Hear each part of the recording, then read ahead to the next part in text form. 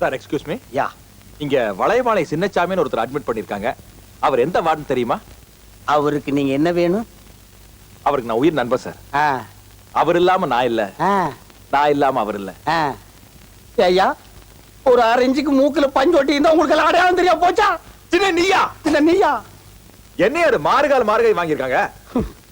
ரவி, என்னுடைய பொது வாழ்க்கையில இருந்து ஓய்வு பெறலாம்னு முடிவு பண்ணிட்டேன்ப்பா. ஏன்? தாங்க முடியாம ஒரு தீப்பெட்டியால என் லைஃபே பாதிச்சிருச்சுப்பா. நானும் இந்த தீப்பெட்டி விவகாரத்தை பத்தி கேள்விப்பட்டேன். ஐசி தலையிட்டு பிரச்சனையை தீர்த்து வைக்கலாம்னு பார்த்தேன். பொம்பளையா இருந்தா தீர்த்து வச்சிருப்பேன். நான் ஆம்பளையா போயிட்டேன். தெரியுமா உங்க தியாக மனப்பான்மையை பத்தி? சரி உடியா. கால் உடைச்சிருக்கிறானுங்க, கை உடைச்சிருக்கிறானுங்க, பரவாயில்ல.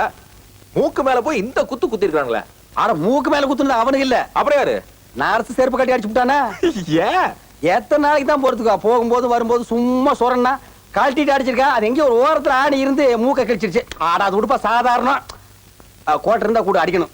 ஐயோ வச்சிருந்தா வர வழியில குடிச்சிட்டேன். நமக்கு கிடைக்கிற நண்பர்கள் எல்லாம் இப்படி வழியில கோட்டை அடிக்கிறவன் திறந்த வீட்டுல நூட்டல் அடிக்கும் தானே.